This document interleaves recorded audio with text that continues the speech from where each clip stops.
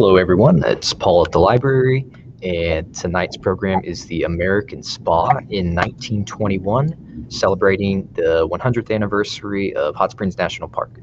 And joining us, our presenter is Tom Hill, who's the museum curator at Hot Springs National Park. He's responsible for the care and preservation of the park's extensive collection of historical artifacts, natural specimens, and archival materials. He's born and raised here in Hot Springs, and he has an impressive lineup of degrees from Garland County Community College back when it was known as that, to the UALR. He has a Bachelor of Science in History from Weber State University and a Master of Science in Museum Studies from the University of Nebraska Lincoln. So I'm going to turn it over to him for his presentation, but if you're watching and you have any questions or comments of any kind, don't hesitate to ask those in the comment section and we'll address those after the program. Ranger Hill. Thank you, Paul, for that great introduction. I'm embarrassed by the introduction, but anyway, thanks for having me here tonight. Hey, that's the bio you provided. Yeah, I think I'm going to shorten it. But anyway, thanks for inviting me to do this. I love to talk about park history, and especially during this 100th anniversary of the park as a national park. And thanks to all of you at home for being with me tonight and watching my slides. We only have about 1,000 slides to go through, so I'm going to go ahead and share my screen.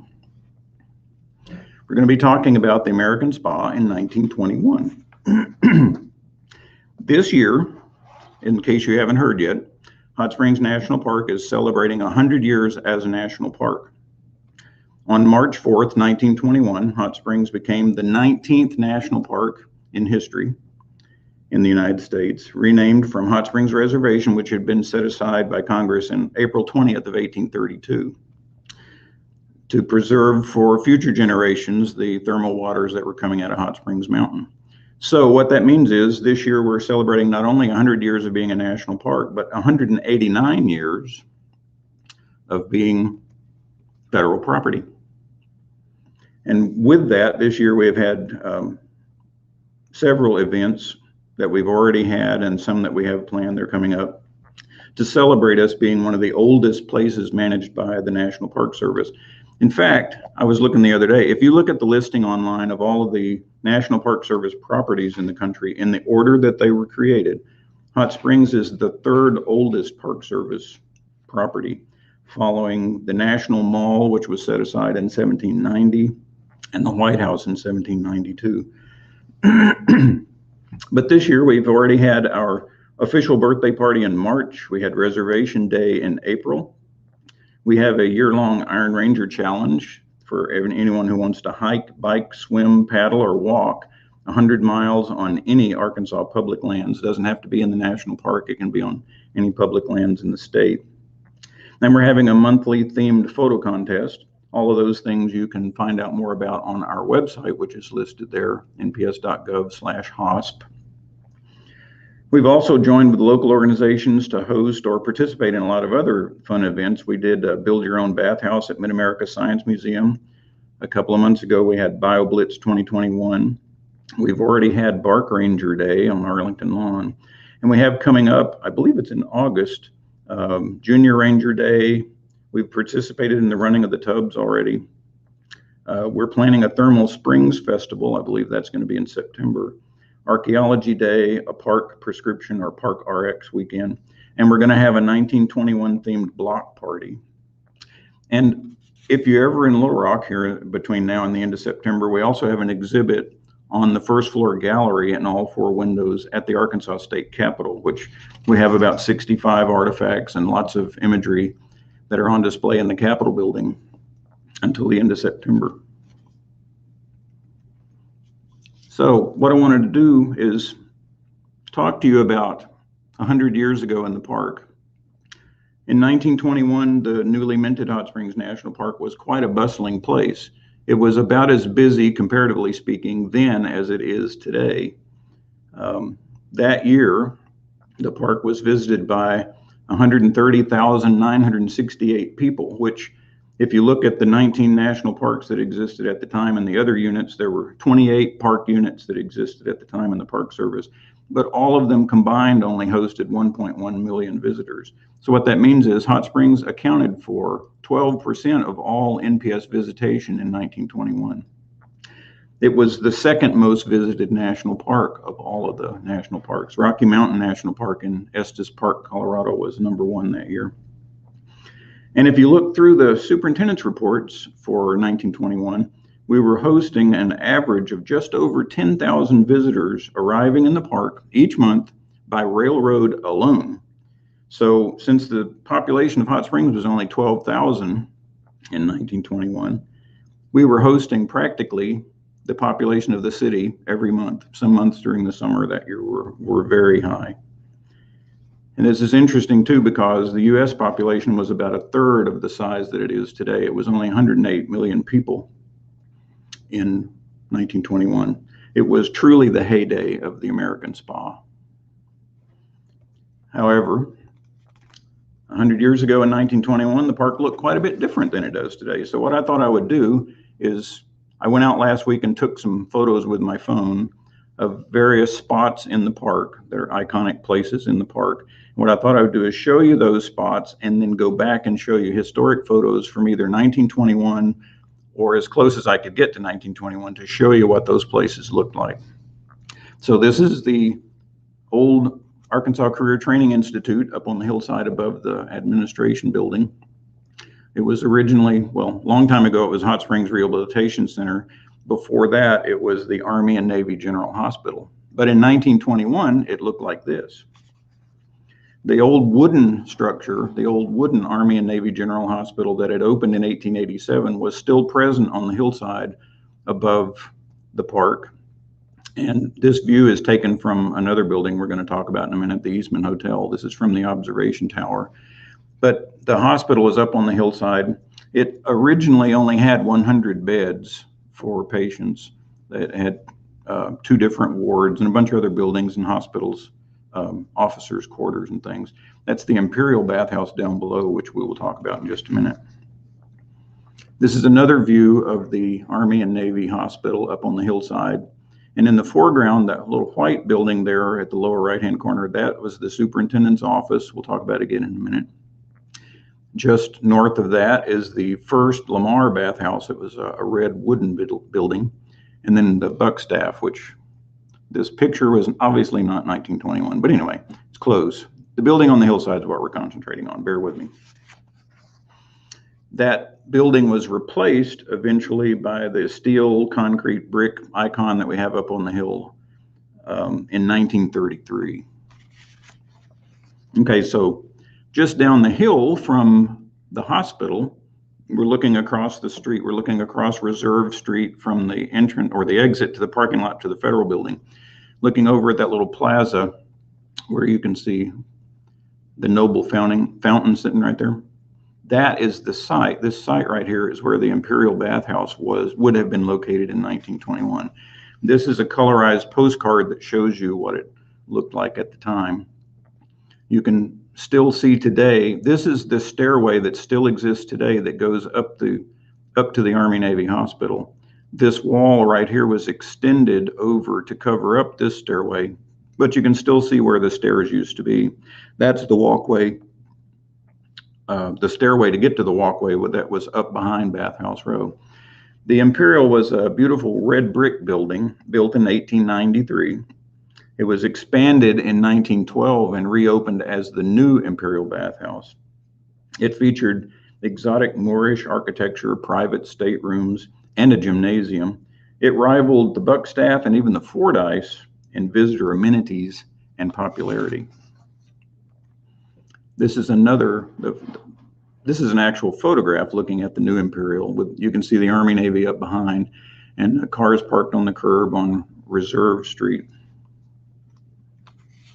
Now, what happened to the Imperial? Well, it was ordered to be torn down in 1937 by the government to make way for the south entrance of the Grand Promenade, which they thought was going to be finished pretty soon. But that project would not be completed until 21 years later in 1958. So this hillside with little wooden steps on it was what existed for about 20 years. Now, if you're standing out in front of the administration building, look across the street over to the block where the federal building is today and its parking lot. That used to be the old post office. That entire block was the location of the Eastman Hotel. The Eastman opened in January of 1890. It was built by the New York Hotel Company, comprised of Samuel Fordyce and George Eastman. It featured 2 elevators, steam heat, and electric lighting throughout. The hotel had 520 guest rooms. Each one of was an outside room. Every room had a window to the outside. It had a grand lobby, a large rotunda, huge ballroom and dining room. By 1921, it had become one of the grandest hotels in Hot Springs and one of the finest in the country. By the way, the Eastman was nicknamed the Monarch of the Glen on its publications and on articles about it in the paper. It was originally only open during what was called the season, capital T, capital S, which ran from January through May, but it would open for a longer period year-round later. This is a drawing of the main ballroom inside the Eastman from an 1890s hotel brochure that's in the park archives. I've never seen photos of the inside of the Eastman. I'm hoping that by sharing these drawings and calling on people, maybe somebody out there has photographs of the Eastman, even when it was later was part of the hospital. This is a drawing of the main dining room from the same brochure. If you have photos, I'd love to see them. Here's another view of the Eastman. This one was taken from the roof of the Gaines Block, a building across Valley Street, which is a street out front. That's Reserve Street going up to the left there. Now, if you can see my cursor, if you notice these little white concrete driveway markers, there's one there, and then there's one there, because there's a upper and lower entrance because there was a loop driveway in front of the Eastman. The upper pair is still there today. That's the only vestige still on the ground of the Eastman Hotel that I've been able to find. They're not painted white anymore, but those 2 concrete driveway markers are still there. Anyway, the Eastman was renamed the Kingsway in 1929 after it was purchased by George King and remodeled. But it went back to its original name in 1937 when new owners came along and remodeled it again. And then it was torn down beginning in the fall of 1958. And here is a tidbit of useless trivia, which nobody needs to know, but I'm going to share it with you anyway. While the Eastman was being torn down, some of the building materials were sold to locals. Anybody could go by and buy what they could carry away. My grandfather bought some of the lumber and later used it to build a house out in Royal, Arkansas, which the house is still there today. There's no telling where else fragments of the old Eastman Hotel still exist today within structures in this area. And I just had to throw this picture in there. I love this favorite. Plus, I used to work at an Air Force museum, so I have to share a flying photo. This is another view of the Eastman taken from above. It's not 1921, but you kind of see the layout. This is an aerial reconnaissance photo taken by a United States Army Air Force aircraft flying over Hot Springs, flying out of Barksdale on a practice mission on May 18th, 1934. And this, you can see the Eastman, and you can see its bathhouse over across the side street. It had a bridge across the street.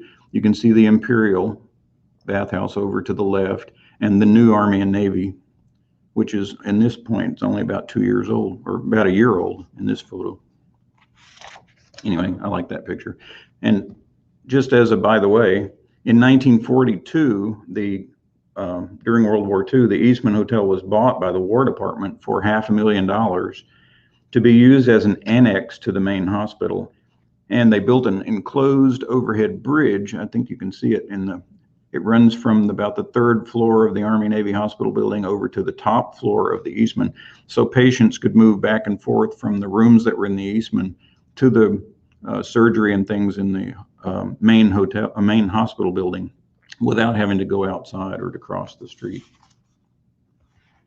Anyway, okay, so now we're back in today. We're standing out on Reserve Street looking at the Noble Fountain, which is at the south entrance to the Grand Promenade. This is what it looks like today, but that's not where that fountain started out life. Originally, the John W. Noble Fountain was located at the south end of the Magnolia Promenade, which is what they called the sidewalk that ran along in front of Bathhouse Row. And it was at the south end, and then there's another fountain I'll show you in just a second that was at the north end. The building over on the right, the red building in this image, is the superintendent's office. The next building back is the Lamar. But it started out life here. It was installed in 1896 and named for the Secretary of the Interior, John Willock Noble. Here's another view. This is from Liz and company at the Historical Society. Thank you, Liz. This shows a great detail of the Noble Fountain as well as the Lamar Bathhouse, the first Lamar back behind it.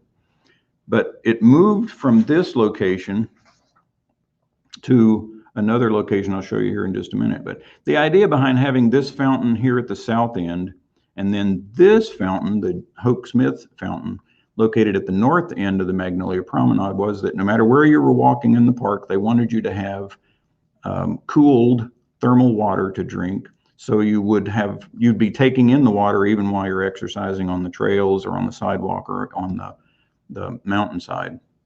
There were lots of fountains that the park installed all over the place. These are just two. But Hoke Smith Fountain was named after Secretary of the Interior Michael Hoke Smith. And it's north of the Superior. The reason I show the picture on the right is you can kind of make out the Hoke Smith Fountain sticking out of this guy's head right here. It was south of the Arlington and north of the Superior right there. But this is what it looked like. This is after 1925. Anyway, this little pavilion here on the left is also gone today. That's the Alum Spring Pavilion. That was a little drinking fountain in a little shelter that was from the only thermal spring that was on the west side of Hot Springs Creek. All the other springs are all on the east side of Hot Springs Creek. But anyway, like I said before, in 1945, they moved, the park moved the Noble Fountain to this location out in front of the new admin building, which we'll see more of in a minute. And then in 1957, it was moved to the current location up to be the centerpiece of the entrance plaza for the south end of the Grand Promenade. Back out in today on the street, this is standing out in front of the park administration or headquarters building. This is the building that was built in 1936. We'll see again in a minute. But anyway, this is what it looks like today. And then if I'd backed out into traffic a little further, you'd see that the same view sort of looked like that in 1921. This white building here over here, there's the old jug fountain that's out at the curb. This white building is the superintendent's office that was originally built in 1891, as the pump house for the reservation. It was never used as the pump house, but it was made into an office building. So the superintendent's office was here, and some of the administrative functions were here in this building with him. His residence was up on Fountain Street. So we'll see that again a little bit later. Over to the right, you can see how close it was to the expanded Imperial Bathhouse. And the reason I say this is sort of what the view would look like in 1921 is ignore that you can see the Lamar, the second Lamar Bathhouse back here in the background, because in 1921, it was still 2 years away from being built. So that's why I say it's sort of. This is what the superintendent's office looked like when it was first constructed in 1891. There were a lot of red brick going on in the 1890s. This building, the Imperial, was red brick, and the Arlington Hotel was red brick. But this was before they painted it white. It was facing west towards Central Avenue.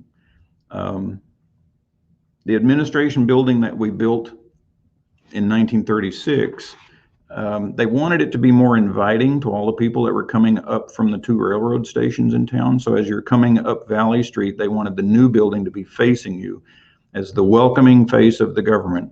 So the new administration building is not facing west, it's facing south like the Imperial used to be. This is another view of the superintendent's office. Again, ignore the fact that the new Army and Navy is in the background. This building would look like this in 1921 without the brick building in the background. Here's another view showing all the exotic plants and vegetation that used to be outside the building. They thought that they would make the place more appealing by growing exotic invasive species in the greenhouse that was located up on Fountain Street. and then planting them all along Bathhouse Road. So you see a lot of banana palms and plants that don't normally occur in Arkansas, especially out in front of the superintendent's office building. We'll see one of the park greenhouses here in just a minute. Okay, back to today, looking at the Lamar Bathhouse. This is the new Lamar. This is where the park store, the Bathhouse Row Emporium, is located in the lobby. And there are some park offices located in this building.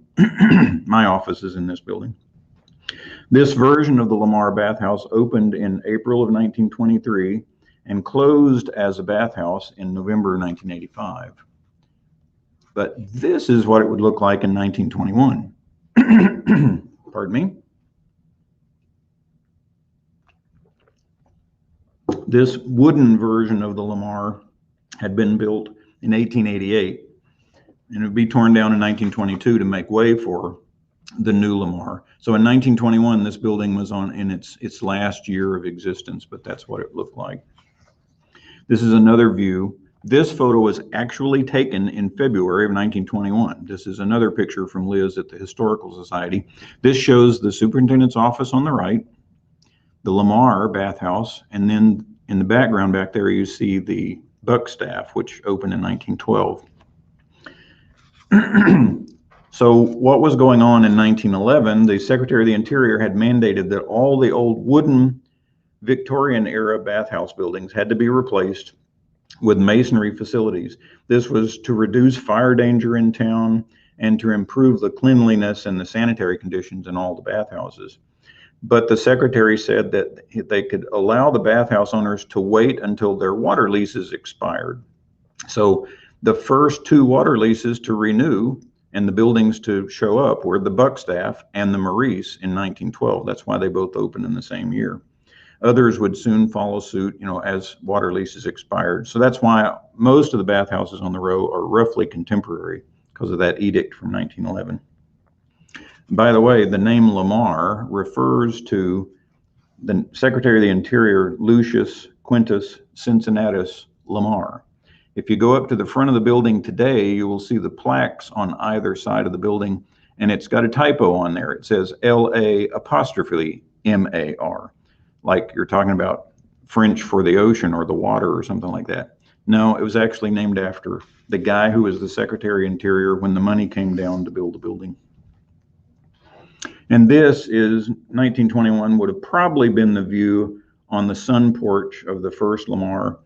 The Lamar offered customers a complete gymnasium, electromassage therapy, and 100 private dressing rooms. And the sun parlor on the front was used as a waiting room. So these people are either cooling off after their session and preparing to leave, or they're getting ready, they're waiting their turn to go up and go through the bathing regimen. There are women in the building. They're at the far end in this view. Just like all the other bathhouses, the building was segregated by sex, either north and south or up and down, first floor, second floor. This building, the women are sitting on the north end of the lobby, but their bathhouse or their portion of this bathhouse would have been on the south half of the building. I don't understand. But anyway, I wanted to show that picture because I like it. Now back to today. This spot up on the Grand Prom, up behind the Quapaw Bathhouse, this is where the government-free bathhouse used to be, or the government-owned bathhouse. This is what it looks like today. This is a picture of what the government bathhouse would have looked like. It was built in 1891, also red brick. This picture is not 1891, but it's a good clear picture, so I wanted to show you what it looked like. And it was called the government-free bathhouse because it provided thermal bathing for the indigent for free. If you came to the government, to the superintendent, and professed your indigency, couldn't afford to use one of the paying bathhouses, you could take a bath here in this building, whether you were male, female, white, or black. This photo shows the ramp that used to exist that goes up between the Horseshoe Bathhouse and the Magnesia Bathhouse. We'll talk about them again in a minute. This is another view of the building and the ramp going up to it. Now, in 1921, the Horseshoe on the left and the Magnesia on the right would have already been gone. The Horseshoe was torn down in 1917, and the Magnesia was torn down the year before in 1920. But this is a cool picture of the government bathhouse, so I was using it. Now, in this picture, this is the government bathhouse right here when it's fully expanded and enlarged over time. This is the horseshoe, and that's the magnesia. This is the new Fordyce. This drawing is a Sanborn Entrance Map from 1915. Even though the government bathhouse had been improved and expanded several times over the years, as you can see from the map, the government bathhouse was still too small. It never was big enough for the number of indigent bathers that it was serving. So by 1921, the new government bathhouse was being built up on the triangle of land that the city had donated in between Reserve and Spring Street, right where they come together. So this building was just being finished in 21 and would be dedicated for use later in the year. And that old red brick building that was down up behind the Quapaw was torn down in 1923. This is a view from last week looking at the front of the Quapaw Bathhouse. This is what it looks like today. It's the home of the Quapaw Baths and Spa and the Quapaw Cafe. But in 1921, it would have looked like that because the horseshoe and the magnesia had been torn down already, and the Platte Bathing Company, P-L-A-T-T, the Platte family, the descendants of Charles Platte and his son, Daniel Fellows Platte, owned the horseshoe and magnesia. So their plan was to tear them both down and build one single giant bathhouse that covered Horseshoe Spring and Magnesia Spring, and they were going to call it the Platte Bathhouse. And that location is shown here under construction. They had just approved the plans for the bathhouse in 1921, earlier in the year, and they were removing the ramp that used to go up to the government bathhouse, which you can see in the background back there. And they were moving back the hillside for the Quapaw because the footprint of the building was going to be a lot larger than the two old wooden buildings had been. You notice in the background back there, you see the enlarged government bathhouse, and it has some of the staff members and the manager looking out the window. So this is what the was going to be called the Platte Bathhouse.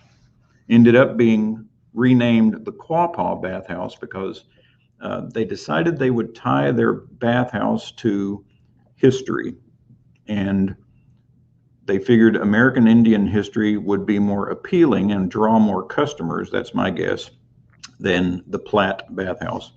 But anyway, it would be open it opened in 22. It closed in 68, but reopened in 1969 as Health Services Incorporated, and then it closed down where that business went out in 1984, and the Quapaw Baths and Spa opened, I think it was in 2008.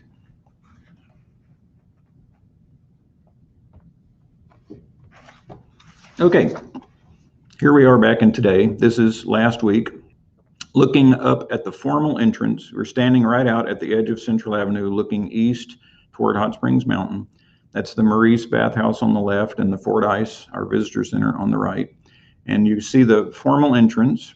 There are the entrance pylons with the bronze Kimmy's Eagles on the top. And there's the Stevens balustrade back there. This is what it looks like today. This is the formal entrance to the government reservation. This is sort of what it would have looked like in 1921.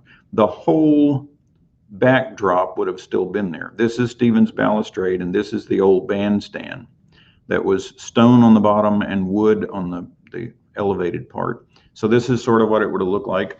It was completed in 1896. This is another view taken from the top of the Maurice Bathhouse looking up the hillside to show you all the stonework and the circular sidewalk that was there at the time. Here's a close-up view of the bandstand. This is not 1921, but it's close. You can see the Arlington Hotel in the background, everything.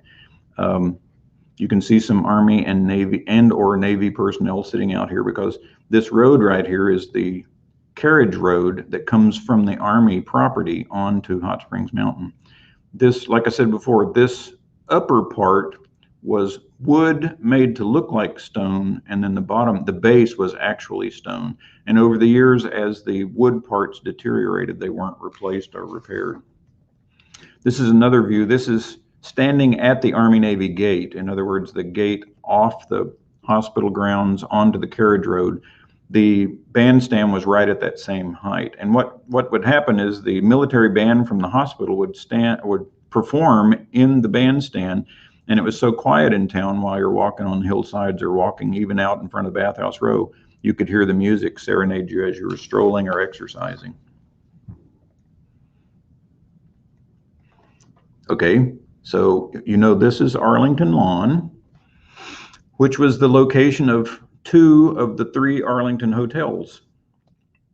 So this is what it looks like today. And oh, by the way, the Hoax Smith fountain would have been located somewhere right about in here, out on the sidewalk that we were talking about earlier. But anyway, this is what that area, that same spot on the ground, would look like in 1921. This is the Superior Bathhouse, the old Superior.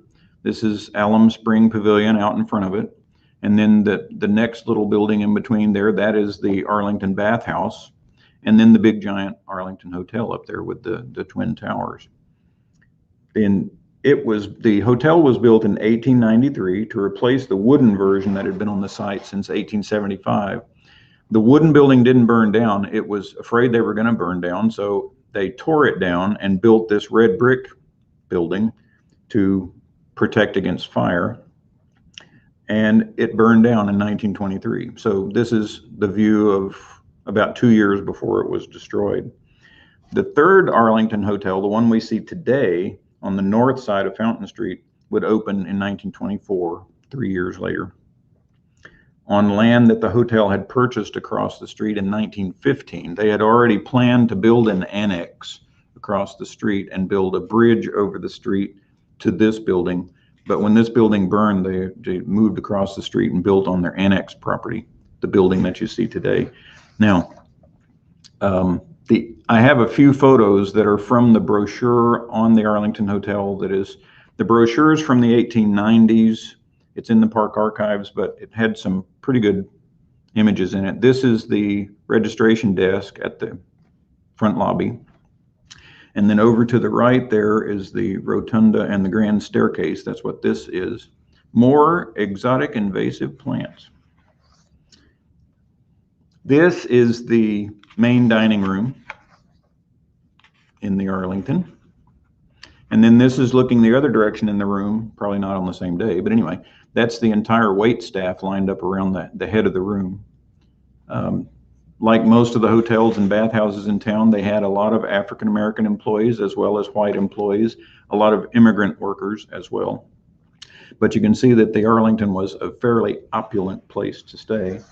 This was the grand or main ballroom, or as the brochure calls it from the 1890s, the Dancing Parlor. This is a picture of the Sun Parlor on the top floor. You can see out the windows on the left that you can see the Carriage Road and some of the hiking trails on Hot Springs Mountain. And then if you kind of look south, you can see down Bathhouse Row. We'll see a different view here in just a minute. But anyway, there were bridges off the back of the Arlington Hotel from various floors to where you could directly access the mountain from your room and not have to go out the front and walk around. So there were ways to get directly onto the mountain that were straight from the back of the hotel. This is a picture of the Central Avenue side. This is the veranda on the west side of the building looking south. And I like this picture too. This is a photograph from the New York Public Library. The photo was actually taken in 1897, but a lot of these buildings would have still been there in 1921. Far back left, upper left-hand corner, you can see the Army-Navy Hospital and the tower of the Eastman Hotel. This building down here in the front foreground, that's the old Superior, which we've already seen once before. But this is the view from the Arlington's observatory.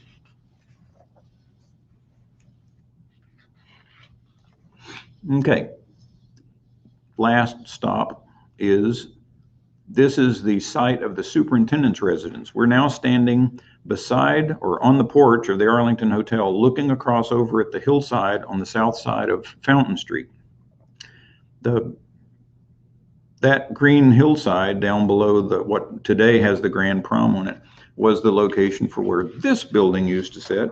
This was where the superintendent of the park lived until the new building was built on Reserve Street, and then the superintendent moved there, and this was the assistant superintendent's house. But anyway, in 1921, the park superintendent's residence would have been here at 115 Fountain Street, along with, you can't see them in this picture, but up behind the building was the park maintenance facility, the park maintenance barn, and a greenhouse where all those exotic plants were coming from.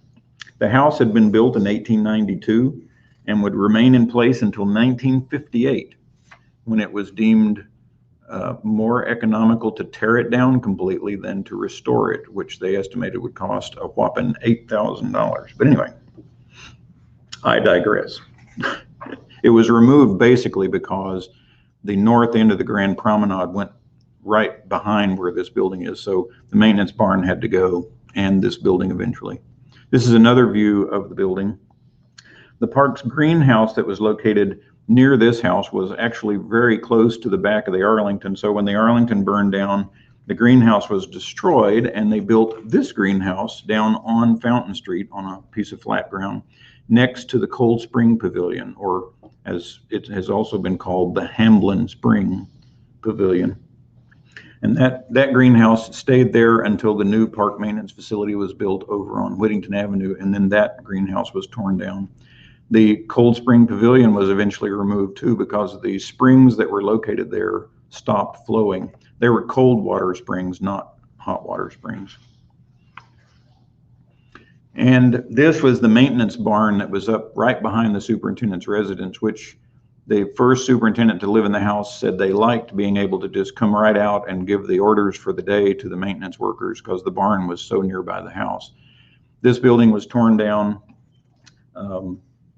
after they built the maintenance facility on Whittington Avenue. I don't know who the kids are in the photo. I love this photograph because the little kids are peeping in the barn.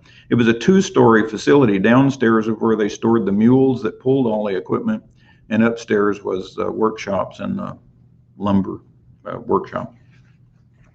Anyway, that is what I wanted to show you. Now I will take your hundreds of questions.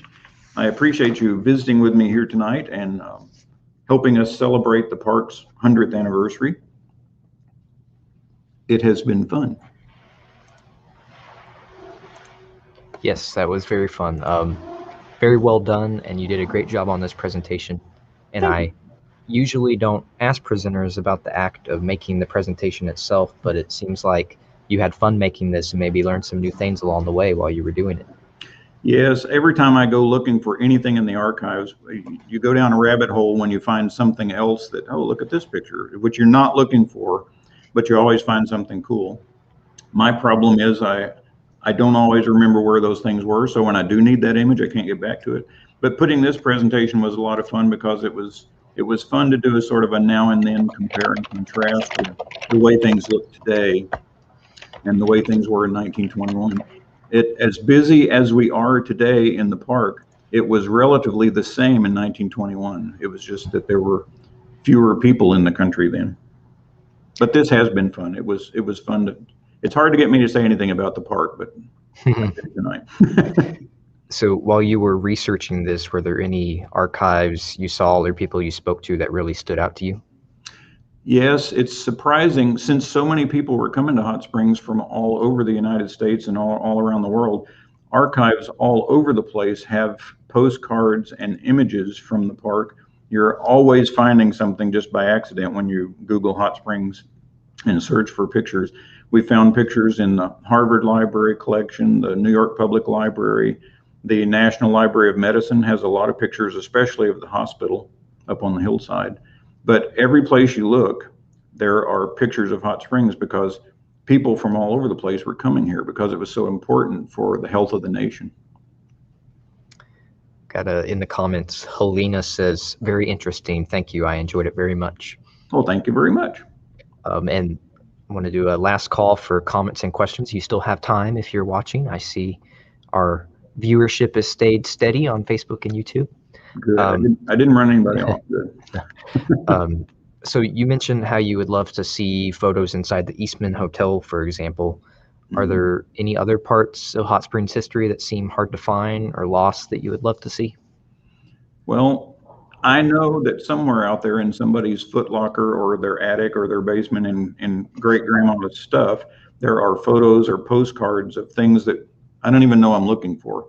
But people were taking pictures. There were postcard companies that were here in town. There were photography studios here in town. I know there are a lot of images that if people just could share them with the park, I'd like to at least see them, even if I can't photocopy them or whatever. But yeah, the Eastman I've never seen the inside of. I don't have any photographs of the inside of the Imperial, which I understand they don't take a lot of pictures inside bathhouses because there were a lot of, people with not a lot of clothes on going around in the bathhouse. But on like advertising tours like they used to do in the Maurice, where they would stage photographs of people doing things in the bathhouses, I don't know, but what maybe pictures like that might exist from the Imperial even. And as yet, I think I've seen one photograph from the interior of the old superintendent's office, but there may be more of those around too, because that was where the superintendent's office was. So people were going in and out all the time. And I like to see anybody's photo of downtown, people's family walking on Magnolia Promenade or across the street. In like flooding photos, you can see the bathhouses in the background from floods in different times, or family photos from vacation. Susan asked, what building from the past do you wish still existed? The superintendent's residence. It was the prettiest building in the park. I wish the bandstand was still up above the balustrade. If I could wave a magic wand, I'd put both of those back. Yeah, the superintendent's residence was a spectacular house. Now, if you go up Reserve Street, you see the medical director's residence, or the later called the superintendent's residence. It's still there. It's park property that's up on Reserve Street. It's being rented by the Forest Service right now. But the house on Fountain Street was a spectacular house with a red tile roof and great gardens and everything. I would love for it to just magically reappear. Our maintenance guys probably wouldn't like that, because then they'd have to take care of it, but I'd help them. Well, opposite question. You don't have to answer this, but 100 years from now, if there was only one building that could still exist, what's your favorite? Well, since Bathhouse Row is a National Historic Landmark, it better all still be here in 100 years. Something major has happened if it's not. I probably won't be here in the next 100 years, so I'm hoping the park archives is well taken care of by somebody then. I definitely would like to see the Fordyce stay, because that's our museum and visitor center. That's the place where you can go in and you're back in 1915, in the year that it opened. So you can see what bathing was like during the heyday of the Great American Spa. Mm-hmm.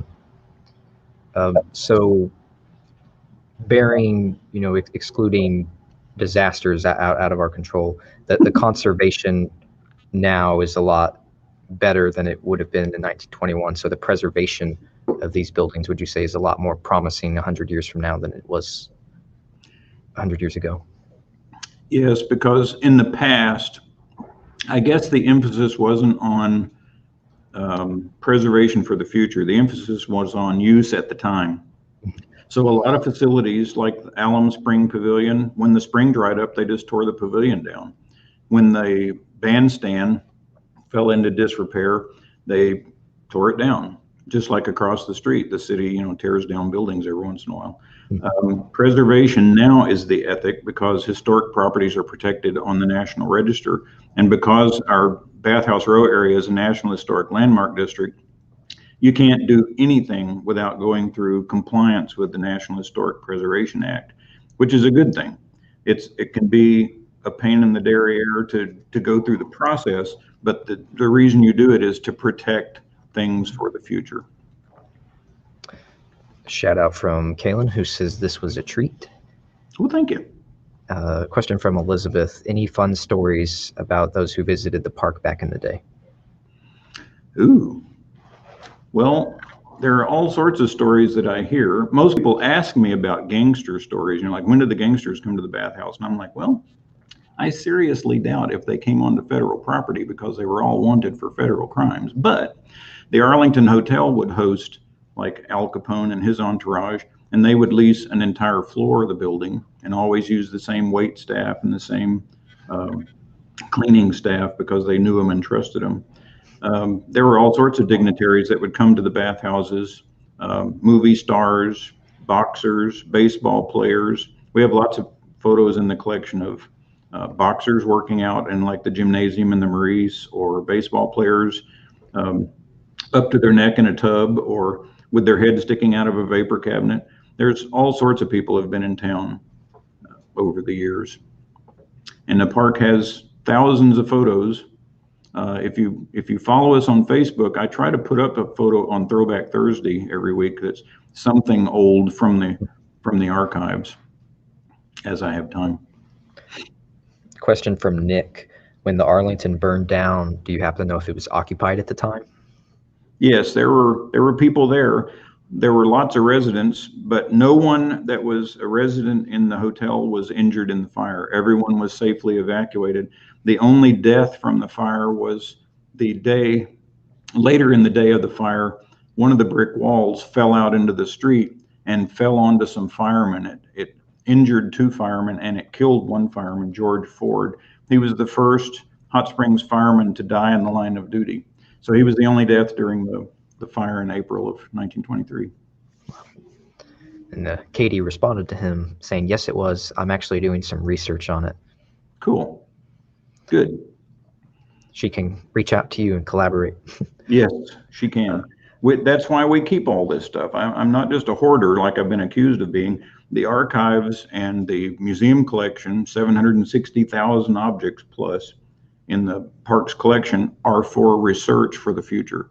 So if people want to know anything, they can contact me either by email or by phone, or toss a rock at the window or whatever, and I will try to help them however I can. I try, even if I don't have the photo they're looking for or the information they have, like genealogical information, I try to at least point them in the right direction. Someplace else in the government they can get it, or someplace else in town, like the Historical Society or the Genealogical Society.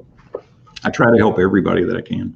And speaking of that, I had a question from Teresa. She said, very interesting and enjoyable presentation.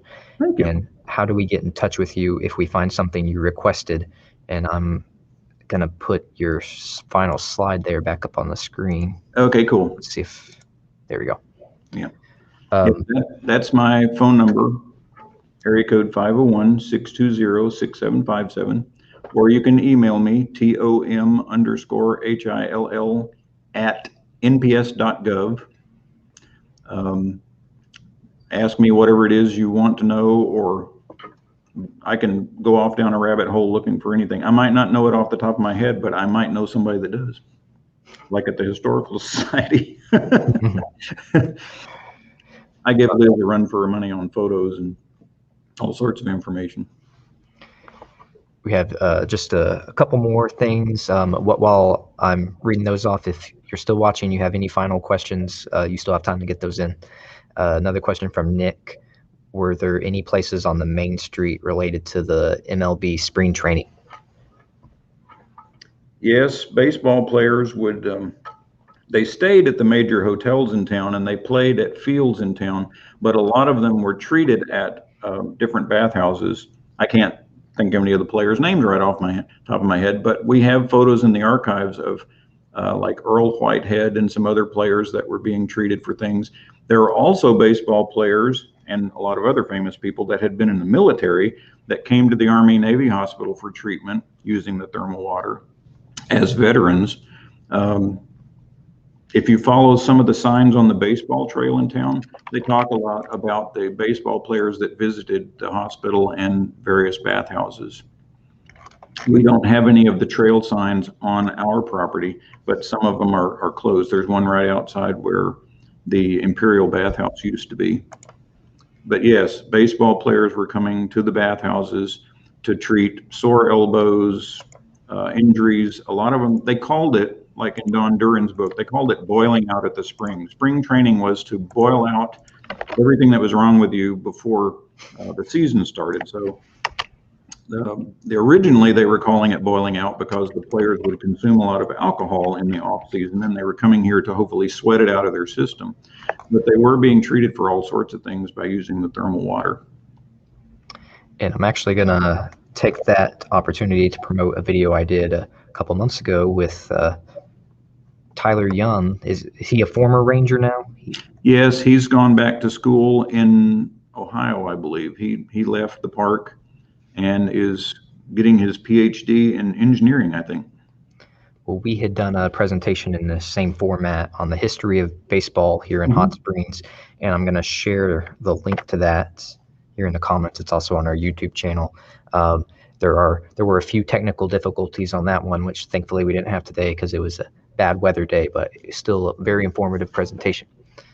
I had my fingers crossed. Well, it worked. Comment from Susan: my father had a paper route in the Eastman. Yes, I have heard that story. I know who she's talking about. Yeah, he used to say that it would take him all day to deliver the papers throughout the hospital and throughout the Eastman Hotel, and then all morning anyway to put the papers out, and then all afternoon to go around and pick up the money that the soldiers and the sailors would leave laying in the floor outside their room. He would drop newspapers in between each elevator landing on each floor, and then come back later in the day and pick up the little pile of money that the government employees had left there for him. Got some shout outs from Mia, who looks forward to sharing with her family, and Elizabeth, who said a great event. Thank you. And before we leave, would you mind sharing again any Centennial plans the National Park has planned for the rest of the year? Well, we have in August, it's the Junior Ranger Day. I'll stumble over it here in just a second. We have the Thermal Springs Festival. I believe that's in September. But if you go onto our website, nps.gov/HOSP, you can see the full schedule of events, and also you can see what the monthly theme is for our photography contest. You can also get more information about the Iron Ranger Challenge, which is going on. You still have plenty of time to do the 100 miles. It doesn't have to be in the park. It just has to be on public lands in Arkansas. But we're going to have Archaeology Day, the Park RX weekend, which is Healthy Parks, Healthy People initiative with the Park Service, where doctors give a prescription for exercising or strolling in the park, for doing something in the park like they used to do in the past. And like I said, we're going to have a 1921 themed block party, but I don't know what date that's going to be. That you'll have to check our website. Our Ranger Ashley is our Centennial coordinator, and she has been doing an outstanding job, and she's got all sorts of events still coming up. Archaeology Day, we're going to be cooperating. Our park archaeologist is going to be having several people involved, including the local Archaeological Society. And like I say, go over to the state capitol and see our artifacts and our photos that are on exhibit until the end of September. They're on the first floor in the gallery space in all 4 windows. It's all about Hot Springs. Thank you. Have a few last comments to read off. Catherine says this was wonderfully informative. Thank you. And Susan, in regards to baseball, says the baseball documentary, The First Boys of Spring, tells the story of baseball in Hot Springs. Yep. And yours truly is in it for about 2 seconds. I play one of the bit characters in the Boston Royal Rooters. It was a lot of fun making that. My brother-in-law, Michael, was instrumental. He's one of the baseball historians that was the driving force behind having that DVD made, that documentary made. He was also the driving force behind Majestic Park and the baseball trail that everyone enjoys. So yeah, watch that video. You'll see Mike and me in a hat. And then Teresa says, my brother-in-law was born at the Army Naval, Army Navy Hospital, and may have pictures from back then that you would appreciate in your files, and she'll ask him. That would be cool. I have some pictures of things going on inside the hospital, but they're usually posed photos that were taken by the Army. So anything like, especially during the Army period at the Eastman Hotel, those photos I would love to see. And I'm not talking about taking them away from people. I'd just like to see them. And if they would let me scan them, or if they would email it to me as a JPEG, that would be really cool. I'll add it to the Parks Digital Archives for future reference. All right. Well, that was excellent. I had fun. A couple last announcements on my end. We have another virtual program with the National Park Service with Ranger, and you'll have to pronounce her last name. I don't want to butcher it. Victoria Reichard. Okay. Our program with her is on Tuesday, August 31st, and that's going to be on archaeology. She is a park archaeologist, yes. So we'll have some promotional materials for that here in the next couple weeks. And then for those that are interested in Hot Springs history, as part of the book festival, we're having author David Hill, author of The Vapors, who's going to be at The Vapors giving a book talk on Friday, September 17th. And that one is in person, and you do have to register in advance, which you can do on the library's website. Find it on the calendar. There's a limited number of seats, and it's already filling up pretty quickly. All right, so Ranger Hill, any final remarks you want to make? No, I just want to thank everybody for putting up with me tonight and helping learn a little bit about Hot Springs history. And it was fun to be here. I had a good time. Thank you. Thank you for being here, and thank you everyone for watching. And this video, as soon as I hit in broadcast, there's a recording that will be posted on the library's Facebook page and our YouTube channel, so you can share with everyone. The YouTube channel sometimes has a little delay, but it'll be available immediately on Facebook, so you can rewatch or share it, or if you tuned in late, watch the beginning. But until next time, have a good one. Be safe.